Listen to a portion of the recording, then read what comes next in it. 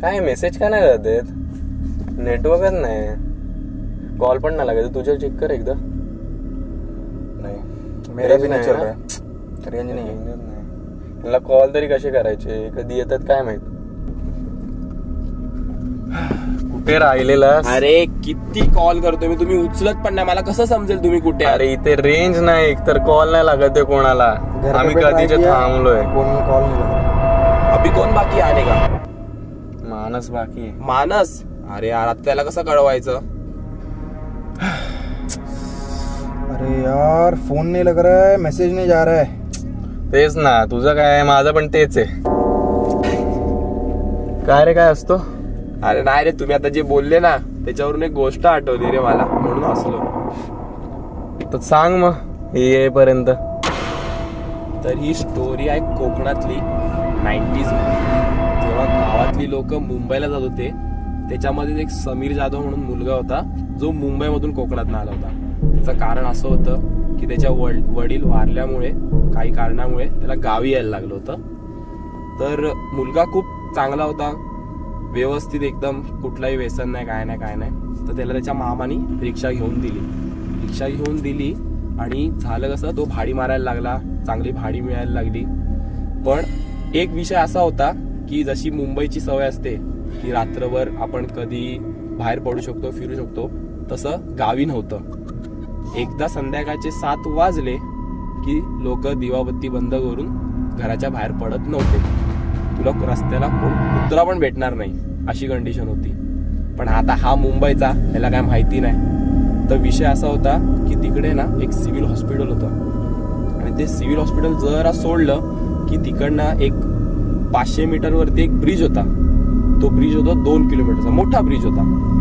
तर एकदा त्याला सिव्हिल हॉस्पिटलचं भाडं आलं. तो तिकडे रिक्षा घेऊन गेला आणि आता येताना रिकामी रिक्षा का आणायची म्हणून त्यांनी वाट बघितली.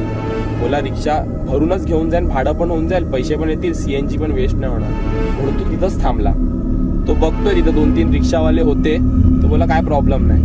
नंतर हळूहळू संध्याकाळ झाली, रात्र पडायची वेळ आली. ते रिक्षावाले चुपचाप रिक्षा स्टार्ट करून घरी निघायला सुरुवात केली.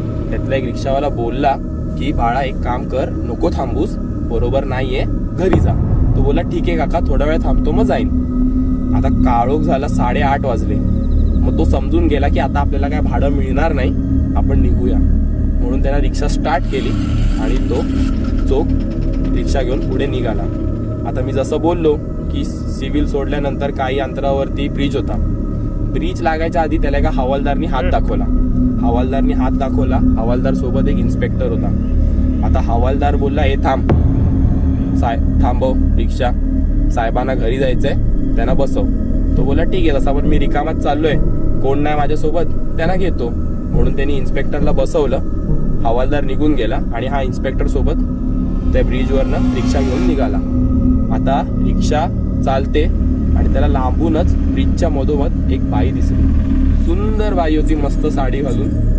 तर त्यानं त्या इन्स्पेक्टरला विचारलं की साहेब, बिचारी बाई एकटीच आहे, एक काम करूया का, हात दाखवते, आपण थांबूया का, हिला घेऊया का? इन्स्पेक्टर बोला ठीक आहे, तशी पण एकटी आहे, बरोबर नाही वाटत, काळोख पण झालाय भरपूर, आपण तिला घेऊया. रिक्षा थांबवली, बाई पाठीमागे बसली, इन्स्पेक्टर पुढे रिक्षावाल्याच्या बाजूला येऊन बसला. आता अर्धा ब्रिज क्रॉस झालेला. तर तो थोडा पुढे गेला, ब्रिज क्रॉस करणारच होता की रिक्षा थोडी अडकायला लागली.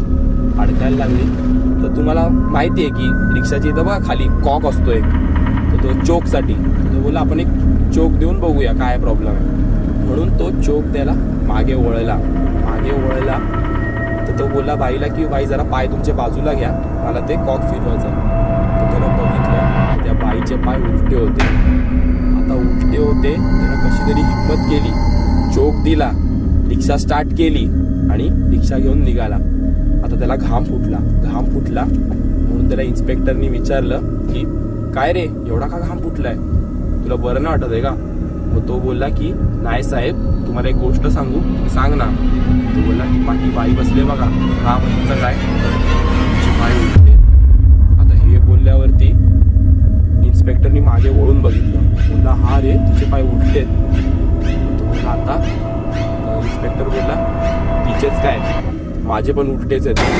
खाली बघितलं तर त्याचे पाय उलटे आणि तो घाबरला. ब्रिज क्रॉस करायच्या आधीच त्याची रिक्षा डायरेक्ट ब्रिजच्या खाली गेली आणि दुसऱ्या दिवशी त्याच सिव्हिल हॉस्पिटलमध्ये त्याला ऍडमिट केलं. त्याची आई आली, त्याचे नातेवाईक आले, त्याला भेटले, त्याला ही सगळी स्टोरी सांगितली आणि मग नंतर तो बिचारा वारला.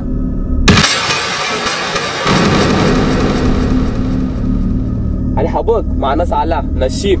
ए भाई ये चल चल विनायक, गाडी स्टार्ट कर, निकलते. अरे बघ नेटवर्क पण आलं, एक नंबर.